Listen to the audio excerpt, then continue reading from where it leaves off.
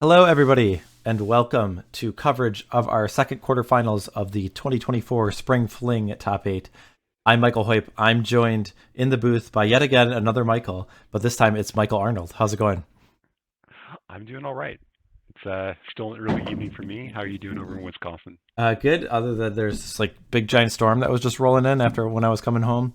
The sky was just like completely lit up by lightning, and my daughter's friend was saying it's some geo, I don't know, some weird magnetic thing causing this lightning. So Hmm. some storm that I've never heard. I'm not familiar with, but it was kind of cool. So, but for the magic that we have on deck, we have some goblins. Some goblins will be played. That Yes. is for sure. We have Hmm. goblins in the hands of Eric Hoffman. He's playing a more traditional red green goblins list, though he is playing Birds of Paradise. And then Goblin Geddon is a deck that John Bjorgaard is playing, and it is quite a spicy list. So I think it's probably just easy if we just jump down to these deck lists so we can kind of uh, figure out where we're at before we talk too much. So let me bring up the deck list because this is pretty exciting, I would say. I feel we need like a stamp like Goblin King or something like that, for whoever wins this match. Just Okay, so I am bringing up the deck list. I have the Goblin Geddon list. So I'll quickly go over this list because this is something that I have not seen. This is new territory for me. So there's a couple of Mox Diamond, four Lightning Bolt, four Lackey, two Mogg Fanatic, three Sieging Commander, one Black Vice, four Goblin Matron, one Sharpshooter, one King, two Goblin Piledriver, two Gempalm Incinerator, one Goblin Trenches, four Goblin Legionnaire, two Disenchant, three Armageddon, and two Fireblast. And then there's the lands. There's three Wasteland, two Ports, a Barbarian Ring, and then the rest are a mana that tap for colors. And so this is not a traditional goblins list. Like it is not just play goblins to the board and attack. This has a much more versatile strategy. I guess that like it is looking to do other things, like whether it's um, be more controlly, obviously cast Armageddon, but like Fire Blast and Lightning Bolt are cards we don't normally see. Mox Diamond is not something that I normally see in goblins, though. I definitely could see that just because we talk about how mana hungry the goblins deck is, and like Black Vice is not a card certainly I see in goblins very often, and then Goblin Trenches is one that's always cool, but I haven't fit in a lot of my decks, and Goblin Legionnaire is also a card that I look at a lot, and doesn't make the cut in a lot of my decks, so I'm excited to see those. What is your takeaway after like when I sent you this deck list? What were your thoughts? Like how did you feel from this? so I've had the pleasure of playing against John several times, and he's a brewer's brewer. Like he has like these crazy ideas all the time, and this is one of the more like responsible types of brews I would say for John, wherein basically you're taking a couple like really powerful ideas across a few different decks, and you're smashing them together. So even though we don't see this configuration, too much, you can't say that Lightning Bolt is a bad card in the Right. format, or Fire Blast, or Armageddon, any of that. The only thing that we kind of like critique in this is that it's hard to pull off enemy, mana bases. Um, so I do see like why you would do Mox Diamond for that.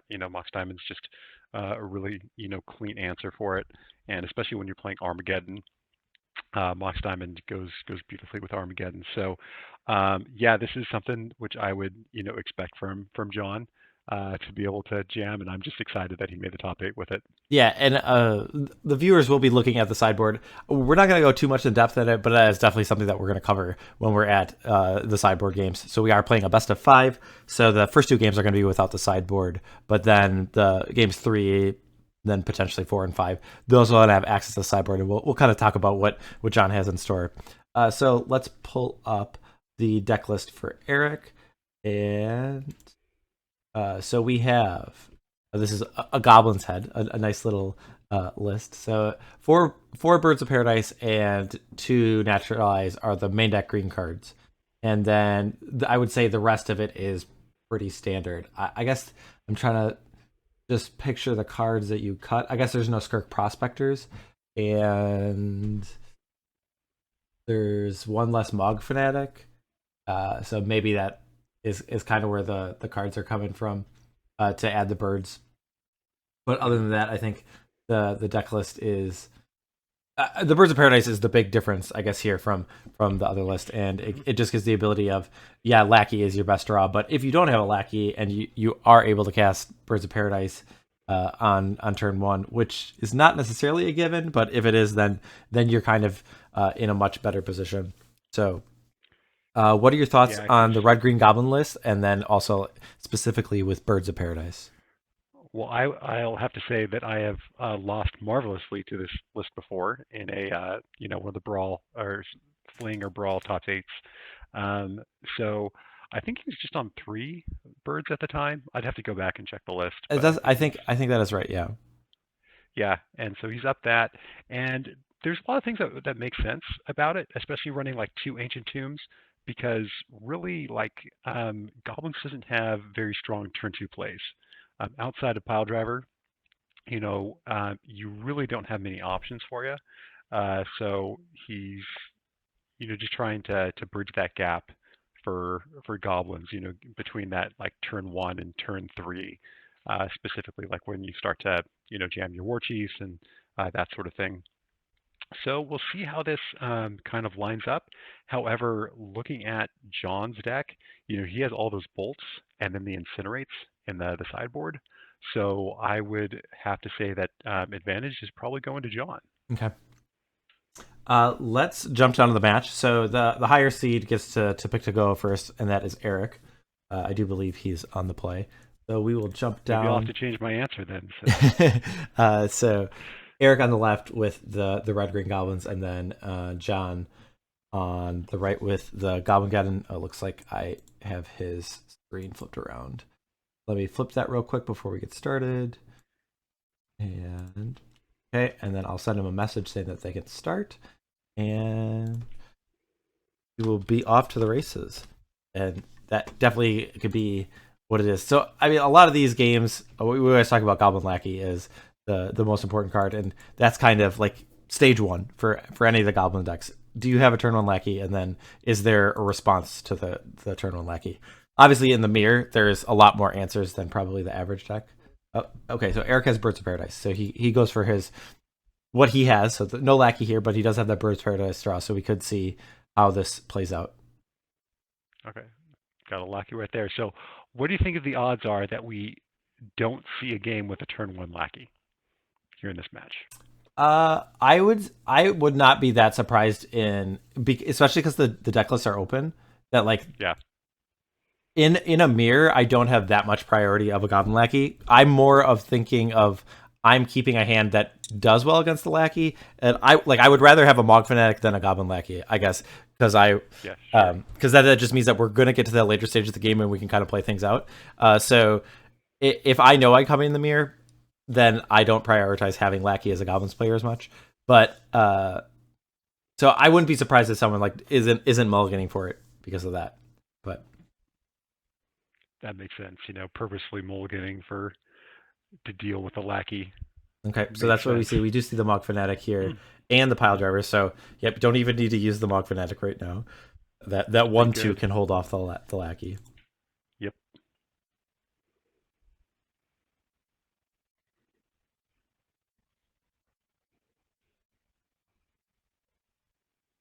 Yeah, I don't think Gempalm Incinerator will have any problem killing creatures in this matchup. So, given that it counts goblins on both sides of the board. That is the Piledriver from John. Very nice. So, yeah, this will be interesting because then both players have this hand that they're not attacking at all, and so we're getting to the point where we're naturally progressing to a longer game. I guess that favors John because there's just more interactive pieces like cards like Lightning Bolt. I guess because I'm trying to think what Eric's trump card is. I think he has one more Siege King Commander, but other than that, I think the Goblin cards are pretty similar. I guess. I guess the density of Goblins is a little bit less on John's list, but they both have a single Sharpshooter. which is probably the single most important card in the matchup, is just the sharpshooters. And I'm just taking a quick look at the list. It looks like they both only have a single one. Yeah, so this is a Over turn 3 Siege Chain Commander, thanks to both Birds of Paradise and the Ancient Tomb. So really turboing out that guy. Good. I mean, I guess like usually the way you turbo it out is because of the Lackey. We're doing it the hard way. I guess the hard Yep. way.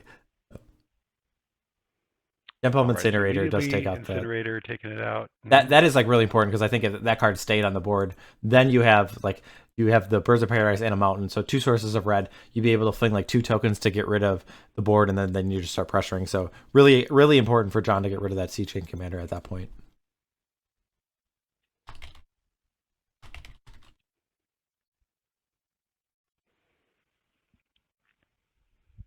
So Eric's hitting his land drops. He's certainly no short of that, whereas John has, he's stuck on the 2 lands at this point, even after cantripping with the Gempalm. So we're going to see a Warchief. So, yeah, Eric is definitely in the driver's seat with the most action. Yeah, and this could be a board where he could just attack a here. Ringleader? A Matron, No, okay. just a Matron floating a red. Floating a colorless, I believe. Floating a colorless, correct. I misspoke. And there's the Ringleader. So Eric's going to try to break this open. So do you attack here? So if you were to attack with, I mean, it seems pretty safe. Like, I guess you could make the argument to not attack with the Mogg Fanatic, maybe. Yeah, probably pretty good.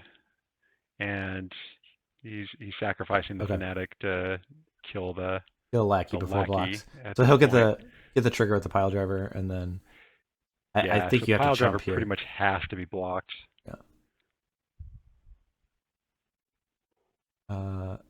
So assuming that happens, it's 1, 2, 3, 4, 5, 6. Yeah, I think that's what we're doing. And then John's board is completely wiped, and this seems well. Oh, is he fire blasting? Wow. All right. Okay. Yeah. Does not take 6 damage. Yeah. Got to do what you got to do. Yeah. I guess you get to eat a Matron. Okay. You take 5. But I mean, there's still a Goblin Ringleader, and if you don't have lands after this is like pretty problematic. And yeah, it looks like John is just stuck on those 2 lands. Yeah, well, Pyroblast certainly is a super powerful card. It is not the best defensive card.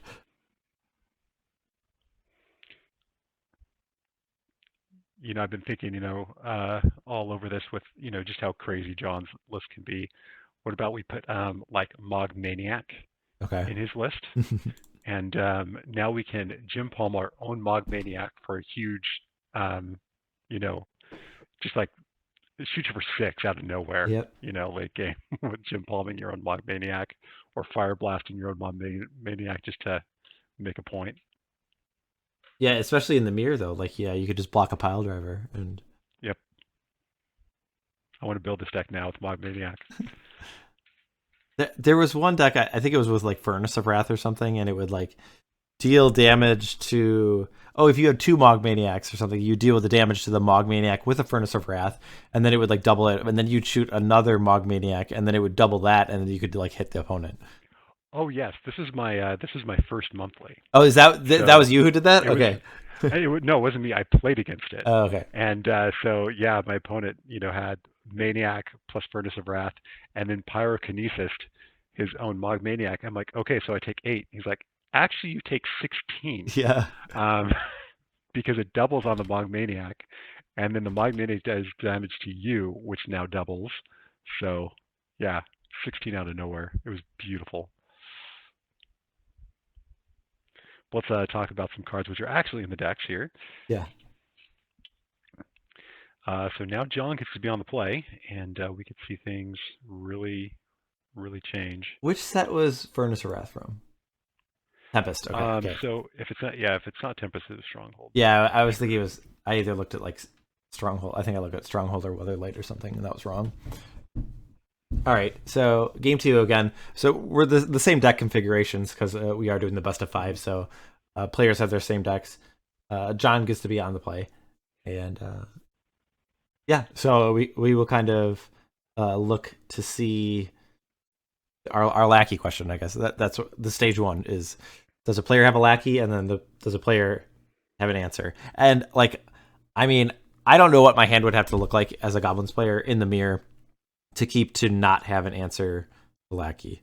Like, so you basically, so cards that you would need to have, it's Lackey, Mogg Fanatic, Skirk Prospector, which I don't know if, I think we said Eric didn't have any of those. And then only when you're on the play that like Gempalm Incinerator. But yeah, so I guess there's not as many answers as I thought. But all right, yeah, because I'm looking through John's list, and he does not have any prospectors from what I see. He does have the bolts, though, so he has more. He has the bolts. Yep. He also has Mox Diamond to be able to potentially do a turn 2 play. Okay. You know, power it out a little bit earlier. Of course, he's on the play this time, so he doesn't have to worry about that. But yeah, when he's on the draw, he can potentially land a Piledriver to block or a Goblin Legionnaire. I mean, technically, Eric could play a Birds of Paradise to block a Goblin Lackey, but that is not. Yeah. Well, might be a play that could happen. Is certainly not something that you're excited about. No, definitely not. It does look like players are mulliganing, or unless John just had issues with sleeves, as he, in a fit of rage, he just rips the sleeve. That's clearly what happened. How often do you find yourself like ripping sleeves? Not often. I use Dragon Shields and like never have a problem. See, I don't use particularly expensive. I use like Ultra Pro and like, but I don't tend to. I don't feel like I split that many sleeves. I don't know. It must just be the. I guess if I. Sometimes I put the pressure on the part on like the open part of the sleeve as compared to the bottom. Like if I flip it over in my hands, then it's like a lot easier. Like I almost will never break a sleeve then if I'm like shuffling from the bottom corner, but I normally shuffle from the top. So it's every now and then it happens, but I don't know. I don't have too many issues with sleeves breaking, but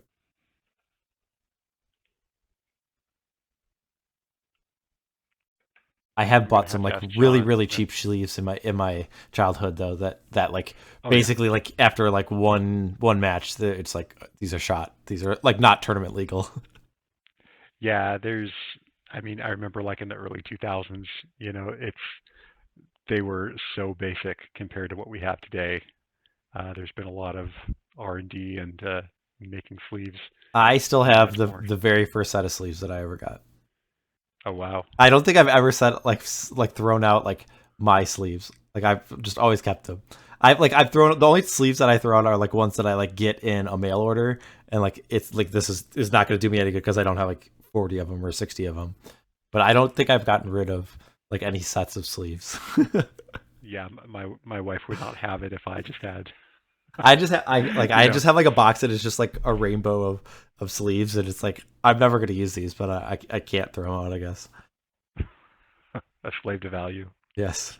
It's like what I was like, that's how my collection is too. It's like I have a ton of just like I never threw out like any of like my draft commons, and I kind of thought about it, and I'm kind of like, all right, these take up a ton of space. I mean, like it's not a problem per se, but it's like it almost is a point is like if I ever wanted to use them, it's just easier to buy them anyways than like And so I don't know, but I just don't like throwing out Magic cards, or I guess I could donate them, but I don't blame you. I sold a bunch of like all my like modern stuff, like my modern boarded stuff, a while ago, and because I did quite a few like mirrored and block limited events back in the day, so I did have quite a bit of that, but. Then my local scene kind of fell apart after Skull Clamp, you know, and then just I didn't have a play group for quite a while. So yeah, I feel like my biggest issue with my pre-modern collection is I have like 97% of like all the cards that I would want, but like I am always like taking cards from an existing deck, and then I like just have like.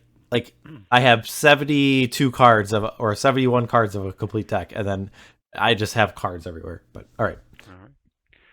Turn 1 Piledriver here. Let's see if we can get the turn 2 Warchief. That would be sweet. I would say like Swing for 5 on turn 2. because like accelerating out the pile driver is like on its own is not that impressive. But yes, I guess if you're following up with a war chief, then that pressure is much more respectable. All right, so we got a Lackey and no second land again. Yeah. Yeah, that would be really good if you had just a second land, just because then you'd be able to port your opponent. Port is a card that when I've played in the mirror has been really good. It like especially when you're on the draw, that it's a card that basically, because a lot of the games that I played, like Goblin Warchief resolving and like staying in play is really critical. Like the board states are just so much different if you have a Warchief in play, because the cost reduction and things having haste. So like the swingbacks are huge. And so if I'm on the draw and on my turn 2, I just have land and Rishon Import, which again we had talked about that the 2-drop is not that dense in the Goblin deck. And if you're able to tap the mana on their 3rd turn, they're not able to play a Warchief, and then you can untap and play a Warchief, and then you kind of like stole the play if you with the Rishon Import. So I of matches I've played with Rishon Import, the mirror is one where it has shown a ton. So, yep, yeah, being able to use your mana the most efficiently, that's certainly a deal breaker. This is our 4-year anniversary of the Spring Fling, and if you might remember, yours truly made top 8 with Goblins right there back in the day. I did not remember also, that. Yeah, I was top seed going in, okay. and then Aaron Dix burned me out. But also making top 8 was Felix Kamlar with Goblins. And while we didn't play in the top 8, we played in the second batch. Okay. And so I believe he was just on Wastelands. And I didn't have any Wastelands or ports by the Ancient Tombs. And I also had 3 Sharpshooters main deck. And so that was kind of like the mirror breaker. Right there is I was able to accelerate out my matrons and everything faster, and then I just had more removal in the forms of Sharpshooter, especially just having double Sharpshooter available. That's the key with the Goblins. So here we see Eric landing his Warchief, and then John tutors up a Gempalm right here, so he can block the Warchief if he wants. I don't think that sounds great, but we'll see. Does the Siege Gang come down or anything scary? No, just another. And into Sharpshooter. Ooh. Yeah, Sharpshooter that only costs 1, and it will clean up the board. So, I mean, a little bit of a bonus that the Incinerator.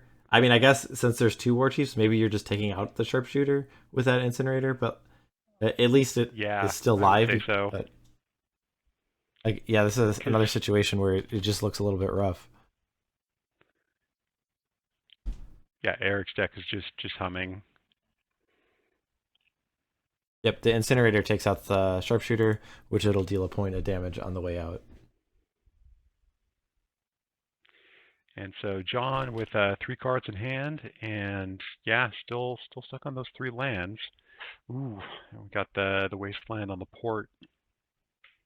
Yeah, I guess, I mean, like, so the way these games are playing out, I guess one thing we didn't note, like, John's deck does not have Goblin Warchief. I guess, right? I think that's what I looked at. I guess I think might have missed that. Granted, I mean, the deck is so different that, yeah. We can easily miss a lot of things. But, yeah, zero Warchiefs, which I see. I guess, yeah, I did forget to mention that. But so, other than that, like, they're fundamentally pretty similar. Like, the majority of it, like, there's a lot of overlap.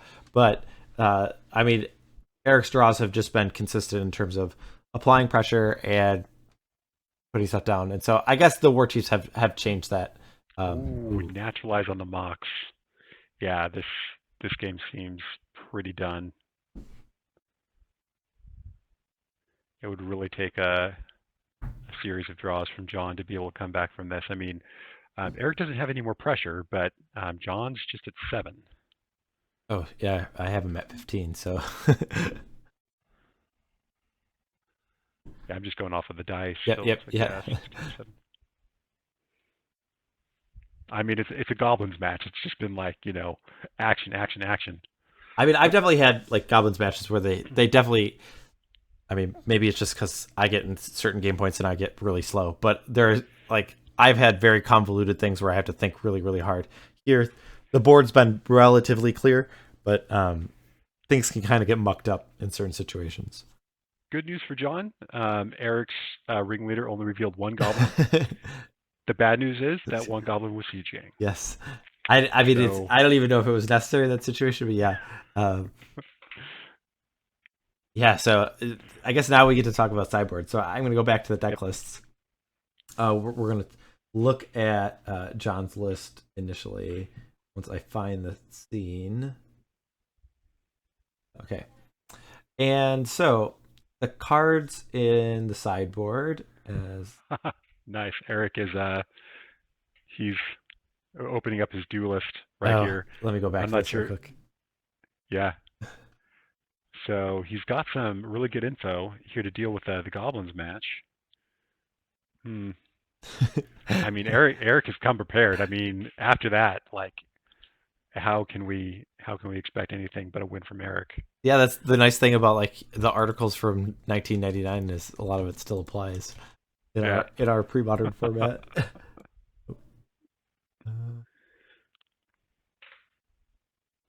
And so, okay, so we have the deck list with the sideboard. So 2 Black Vice, 4 Incinerate, 3 Tormod's Crypt, 2 Price of Progress, 2 Pyroclasm, and 2 Pyroblast. So I guess Incinerates and Pyroclasms, I think, are the cards that are the things that I'm eyeing up. I guess I'm taking out, well, there's no targets for Disenchant, right? And then Yeah. probably So Armageddon and a disenchant. Black Vice. Mhm. Yeah, I take out the Armageddons because Armageddon is only good when you're in head. So you could potentially keep it when you're on the play, but it's just a very dangerous card. Mm-hmm. To be able to keep in the deck, especially against, Pyrokinesis. Um, there's always the possibility that yes, John Cassett went ahead, and then his board just eats a Pyrokinesis. So I just think Armageddon is too risky right there. Bring in the Incinerates and just kind of go from there. Pyroclasm, you could take or leave. Um, I think I would. again, I think because I would bring in Pyroclasm mostly just because I think there's enough cards that don't seem great. It just gives your deck like a whole nother dimension that like if you fall behind, you can kind of formulate a game plan if you have that in your hand. But yeah, true. and it's just because when you're especially when you're looking at it, like would I rather have a Pyroclasm or a Disenchant or an Armageddon? I think I'd usually rather have a Pyroclasm. I mean, then maybe like I don't know if Fireblast is a card that's like decent in the mirror. Like it seems. I don't know. Like I don't think I would be Yeah. excited about bringing more Fire Blasts in this matchup. So, Yeah, I think based on the mapping, I forgot that John had the two disenchants main deck, so you I mean, definitely want there to. could be a world where you're like bringing in extra Black Vice. I could maybe see that. I mean, that's probably more of a plan. Like if you still have Armageddon in your deck, which is we don't think is the case, but because of like Goblin Ringleader or whatever, then maybe your opponent just has cards in hand. I don't know if that's a strategy that Nah, John would employ, but yeah. yeah, Okay, so looking at Eric, so we have these are covered up by my overlay. Looks like 2 Naturalize, a Tranquil Domain, a Crumble, a Tinker, 2 Pyrokinesis, a Pyroblast, a Red Blast, an Incinerator, 2 Tormod's Crypt, and a Phyrexian Furnace, a Sylvan Library, and a Tsabo's Web. I think 2 Pyrokinesis, Gempalm Incinerator. that's for sure. There is some argument to Sabo's Web because John does have ports, and so Eric is only on Wasteland, and there is, just as we saw that how Eric was able to disrupt the mana by taking out the Mox Diamonds and wasting the port. Eric could lean into that if he Mm-hmm. wanted to, but then it's just a matter of what does he want to take out, as far as the mirror goes. I know you normally take out pile drivers. Yep. Uh, that's one of your main things that you do. Yeah, I usually keep one So in and then I take the other ones, 3 of them out. naturalize. Do you keep them naturalized against the Mox Diamonds? Only having those two. Only 2, and I mean, there's one goblin trenches that you've seen, and Yeah. I don't think I would want the naturalizes. Mm. So Yeah. I think I would take out two naturalize. I think I would take out two naturalize, one Gempalm Incinerator, or one Piledriver, and bring in two Pyrokinesis, one Gempalm Incinerator. Maybe, maybe Tinker. I don't know if Tinker is better than Piledriver. I don't think it is. Like, because it blows up Mox Diamond, but I don't think it's good. All right, you're starting the Well, match. yep. Lackey versus Lackey. All right. That's why I was expecting like every game to be just.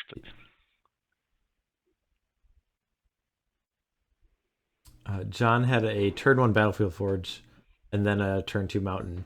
Would you ever do that? Because Eric has Wastelands. Would you ever lead with the white red land to hope that your opponent blows it up? I mean, that's never going to happen if you have a Lackey, but I don't know, because just he followed up with a Mountain, so I'm just assuming that's the card he drew. So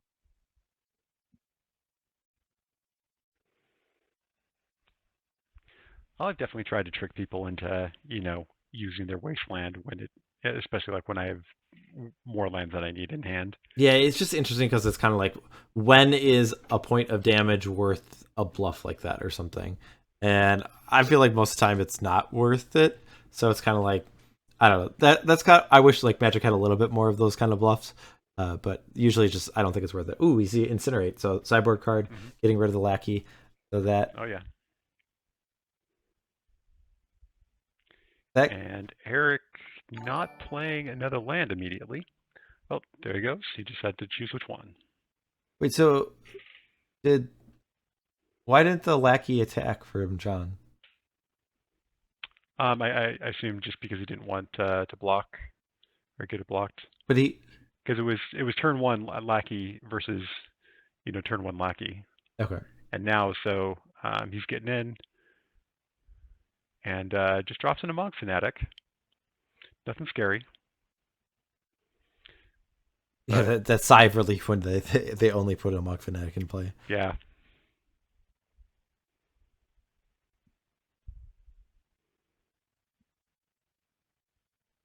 I mean, like, the only like because the only reason to hold anything back is a card like Pyrokinesis, right?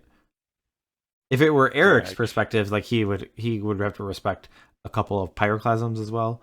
But yeah, in general, there's no real reason why you shouldn't just dump your hand or your most powerful goblin, your ringleaders or siege gang commanders.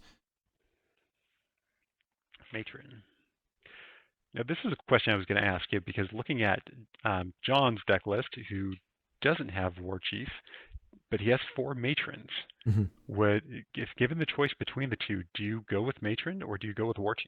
Well, I will note that in the interview thing that I have to post for changes to the deck, I know John has played this in paper and he's made some adjustments, and he's cut a matron and added a war chief, so he's at least had access to the war chief.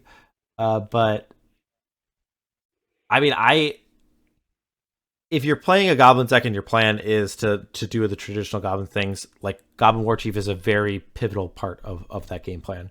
While I will say John's deck, I don't think is necessarily trying to do that. Like, his game plan is very different. That has different angles of attack, and it might not be that he needs that type of card. But it seems I almost always want both. So, Yep. but All right. So and the Matron blocks a Lackey, so John went in with the Lackey, and so they traded off there. Ringleader is flipping 3 Goblins. That's pretty good. yep, those are all pretty good ones. The Mogg Fanatic is always good, and then Siege and Commander is one of your best hits, assuming that you can cast it, and then Matron Yep. can be what other goblin you want it to be. Mm-hmm.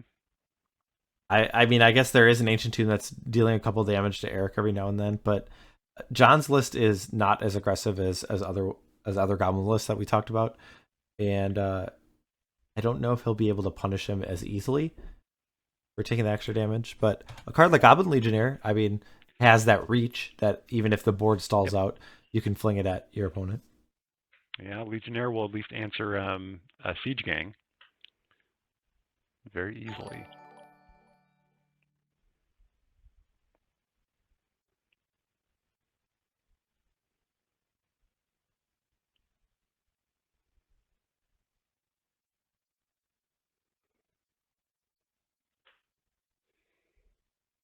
All right, so the ringleader will get in. I don't think I'm interested. I think oh, I need to update John's life total, but I it's trying to. I'm trying to figure out like when you decide that yeah you're racing. You do have some information about Eric's hand because there's that siege gang, that fanatic, and that matron. But I think in general, your legionnaire is worth more than a resolved ringleader. So we're just dropping in the siege gang here. Yeah. This might prompt John to use his mana at the end of turn. No, I was gonna say to maybe get rid of the siege gang commander with the legionnaire.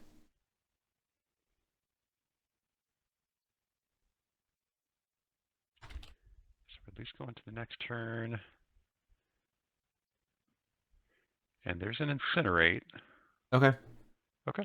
A different answer for the siege gang, but I mean it still is leaving tokens in play, which are held off by a 2/2, which is nice, but still, if you're passing the turn, then Eric's going to be able to play cards like Goblin Matron and could just do it again, get another siege gang commander, or you get a ringleader. I don't know who you would want to get, but a lot of times I would just get another siege gang. I don't know.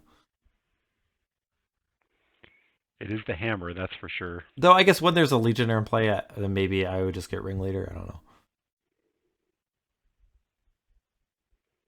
Yeah, when Goblins is on, it's like, I've often said that it's secretly the best deck in the format, just because like no matter what the hot new deck is, anyone's doing Goblins always places.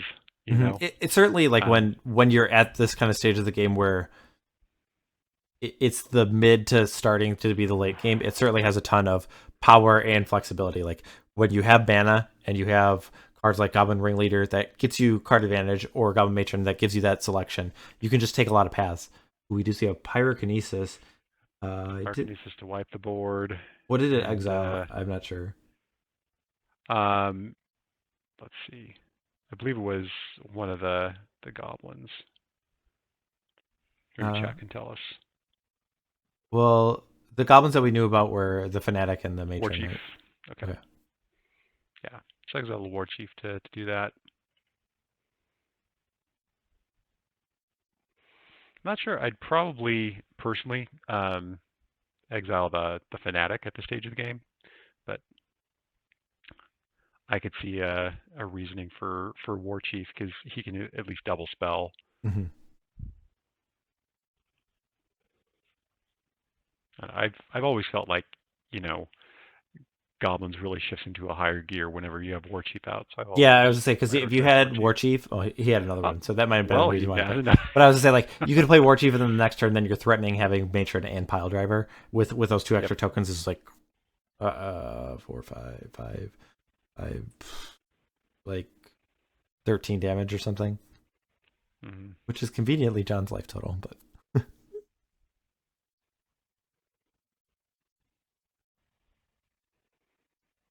I think we're going to see a clean 3-0 from Eric here. Yeah, I was going to say, like, we really didn't get to see, like, many of the tools from John, and, like, I mean, his list, like, on paper is not that different than a Goblin's list. I mean, like, maybe it's, like, disadvantaged in the mirror, because Eric is just a more streamlined deck, but the way the draw is played out, like, Eric has just had an incremental advantage, and John has never been able to come back. So kind of a little unfortunate, and I'm going to assume that this is not necessarily representative of how, if we played this match 10 times, it wouldn't always look like this. But yeah, it's kind of a beating in this situation. Well, we could go back and, look at how many ringleaders that Eric has actually resolved. This might be like the 5th one of the match. And this is going to hit at least 2, 3. So that is the 3rd time I can think of that Eric has gotten a ringleader for 3. Mm-hmm. He had a ringleader for 1, which was a siege gang. That was like the worst, sure. Ringleader. And yeah, these, I think the Goblin mirrors are primarily determined by either having just like a really busted start, Lackey plus removal into siege gang, that type of thing, or being able to resolve the most ringleaders. Yeah, John is a Pyroblast. Yep. And so the traditional quote unquote traditional, the red green goblins with the Birds of Paradise, is able to take down the Goblin Geddon. A little unfortunate that we didn't get to see like the cool toys of the Goblin Geddon, but I'm gonna jump down to the players. We can kind of listen in what they're talking about in the post game, and then we'll get to talk to John and maybe see like his experience with this deck and maybe see the differences in terms of how it's played out, in terms of how it's played differently than a traditional Goblin deck.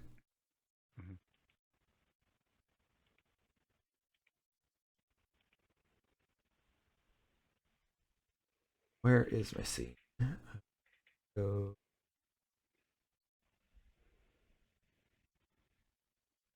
Here we go. All right.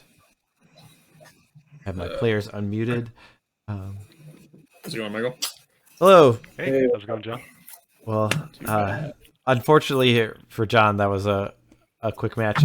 What I was kind of saying is like, I mean, like, yeah, you lose a little bit of density with like doing other stuff, but in general, you're not that different than a normal Goblin deck.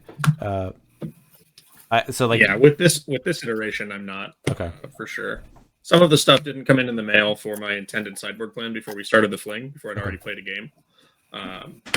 That version, the differences that I would make include Sulfuric Vortex in the sideboard, and you can get rid of a lot of the other, more goblins. You bring in a lot more removal, and you just try to turn into this not really creature deck. Okay. There's some holdovers there with the Pyroclasms that are still here, but I was gonna say I see a lot of like sly elements going on there. Yeah, and then there's a lot of burn after game one in the envisioned result of the deck. You don't really, all the goblins that stay in are either Fanatic or Legionnaire because they can become direct damage. So like you're just trying to burn your opponent out in games 2 and 3. And like Legionnaire's got some in the main. Yeah. For a 2-drop in red, Legionnaire's got some pretty good stats for the format. Yeah.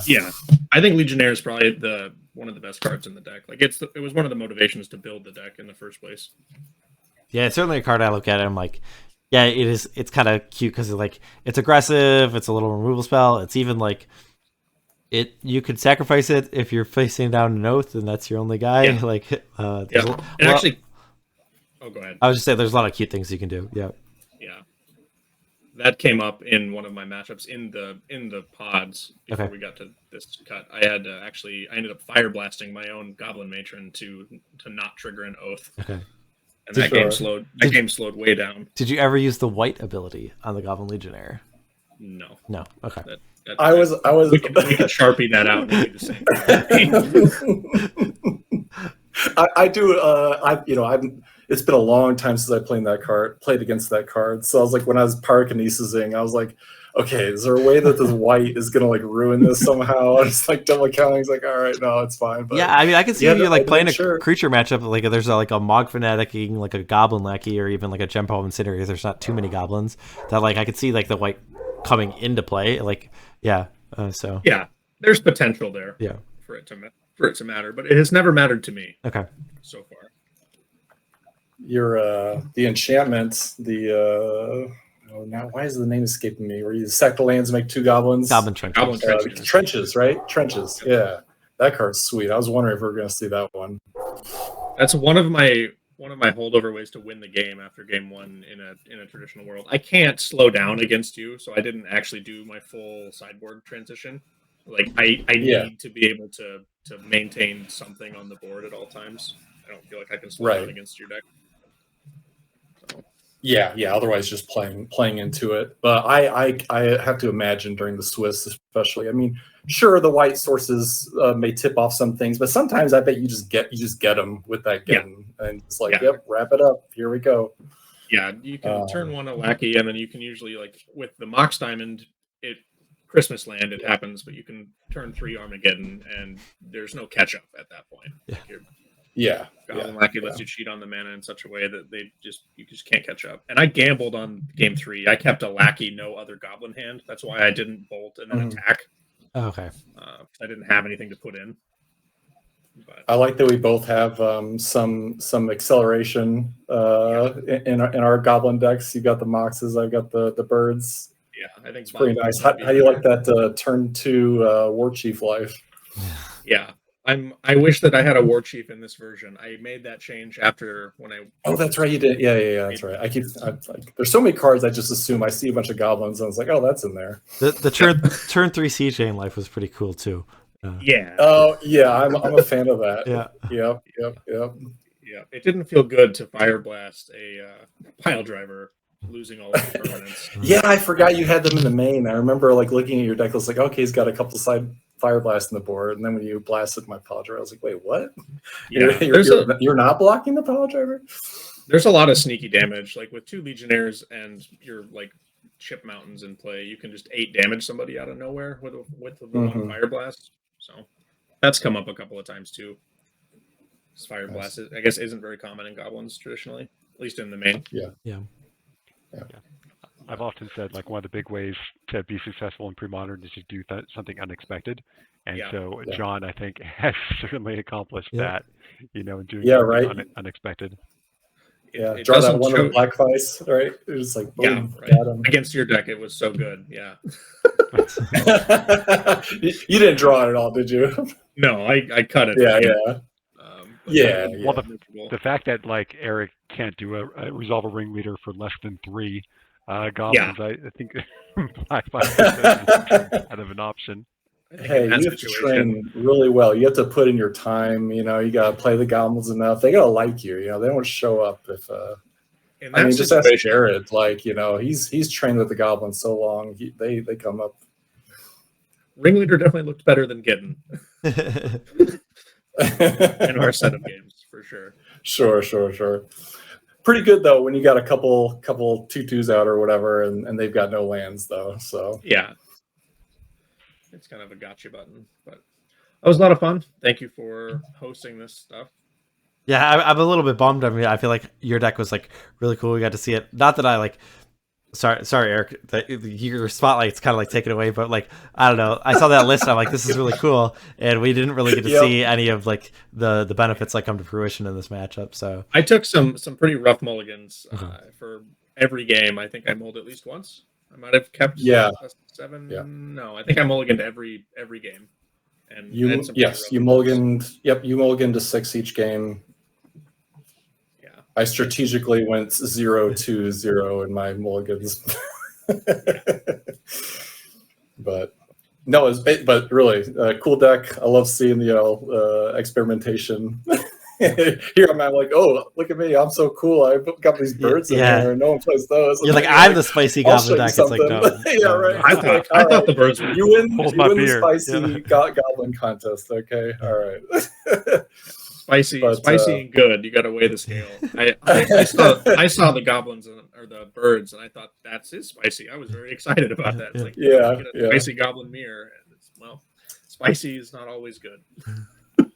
My hope is that we start seeing a little bit of birds here and there, and it's not just like, am I the only one? Like, I think this is good. I don't know. Like, yeah, it seems good. Well, you're doing pretty solidly with this list. I mean, is this the second or third top? Because I know of at least 2 that you made top 8 with. Yeah.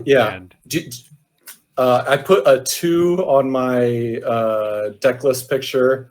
That because like my second spring fling top 8 with this. That's what the lands were in the shape of. Okay. Yeah.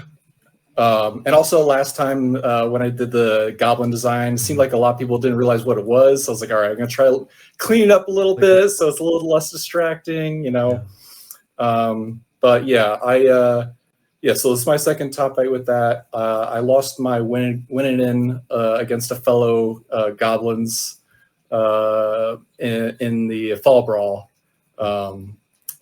So just on the outside of that one, but yeah, been pretty happy with it. Yeah, it's definitely solid. Stiff kicking. Yeah, it was a good time though. Oh yeah. Always good to be, playing Premodern, playing different decks. There's so many matches in the Swiss. It's just like a different deck every time, or like some new twist on something existing, And I'm a big fan of having a concept and iterating with it. So I'm excited to see what you come up in the future with that deck as well. I'm also a very big fan of playing off the wall cards. Yeah. I think it's happened more often in Premodern than any other format where people. It's a great space. It's just like when you do brew, obviously you're giving up some of an edge, but I feel like in Premodern especially, like the delta of the edge that you're giving up, it doesn't put you at like too much of a competitive disadvantage. Like you still like it obviously you gain stuff from your opponent not knowing what you're playing. So it just feels like there's a lot of reasons why you can brew and go outside the box. And so yeah, absolutely. And there's some actual like haymaker cards that exist that people just aren't aware of, or they're a little bit suboptimal, but brewing around them is a lot of fun. I also think like a lot of people will just let the fear get them too much, that they need to have like reasonable matches against the entire field. And I feel like if you can even pick one top deck of the format, one of the tier 1 or 2 decks, and to be like, yep, I just get dumpstered by that, and it's completely legitimate to just, as long as it's like one, you can just like, I'm gonna ignore that one and I'm just gonna dodge it, and that's fine. The variance goes multiple ways, and one of those can just be dodging your bad matchup and having other people be blockers for you, even in a top 8. You're like, all right, well, I'm not going to beat that deck, but the other guy's going to beat them, and then I'm going to, get through. So all for the better diversity. That's been one of the best things about Premodern as a format for me, is the things you can do and still feel competitive, even into the field where people are playing TC decks top 8 and like just copy pasting 75, changing a couple of cards to put their flavor in it. It feels really rewarding to enter that pool and be able to make like a top 8 with something as goofy as like what I've come up with this month. Yeah. Okay. Like it's a great format. Yeah, you get it all, right? You can experiment, try different things, get people that way, or and then like develop a strategy and just learn the ins and outs of it and get those rewards as well. And yeah, really cool. Love playing these old sweet cards from back in the day, and it's refreshing and fun. And I will definitely be back to cute. That's the best. But this is pretty close. Yeah. Very cool. All right. On that note, does anyone have anything else that they want to add? But players or Michael, do you questions, or did anyone want to add anything before we go? Yeah. All right. It's all good. All right. Thanks for hosting this. This is such a cool event. Yeah. Appreciate. Yeah. Thank you guys for running this. Yeah. Well done, John. And we'll see Eric later as he continues on, and he'll be in the semifinals. So gotta win now, Goblin guy. Yes. I'm gonna try to. Gonna do my best. Take care, everyone. Take care, everybody. Bye. All right. We will wrap things up. So, Michael, I want to once again thank you for jumping in and doing some commentary. We had the Goblin beatdown, but it's always fun to have you in the booth and get your perspective. I guess it's a little different. Like it's because you've copied 4 of these, right? Of the Spring Fling Fall Brawls. At least, so like I did the last 2 with elves. Was it 2 or 3? I thought you had like 3 iterations that you all. I guess you're at the point where you can't count them, so I guess that's a pretty good space to be. So I'll have to check. Yeah, I did like the first one with goblins, and that was a while before I did another one. I think it was just the elves twice, but like I top 16'd with one once, and then I was 10th this time with a reanimator. Okay. So I've been just on the outside looking in a couple times as well. But it's been a few. I mean, I've played each single one of these tournaments, since March 2020. So I've been around a while now. Yeah, I was gonna try to put like a graphic of like people who have the most tops and like how many of them that they've played. It'll be interesting to see like because I know like Gabe's a recurring name that we see almost very often, and you as well, and there's someone else I feel like Tom is also one who I feel like is very consistent about making the top 8s of the Spring Fling or Fall Brawls. So yeah, do it for next year, because next year is going to be the 5th year anniversary. Okay. So yeah, all right, something special. Well, thank you everybody who is able to tune in live. Otherwise, hopefully you're enjoying this on YouTube. But yeah, we're gonna have some other matches. I think we're going to be playing around noon tomorrow, noon Eastern. I will get information. I have all my stuff. I need to make some graphics.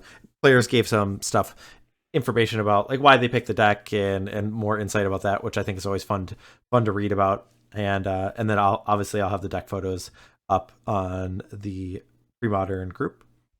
So yeah, thanks everyone for tuning in. But until next time, take care.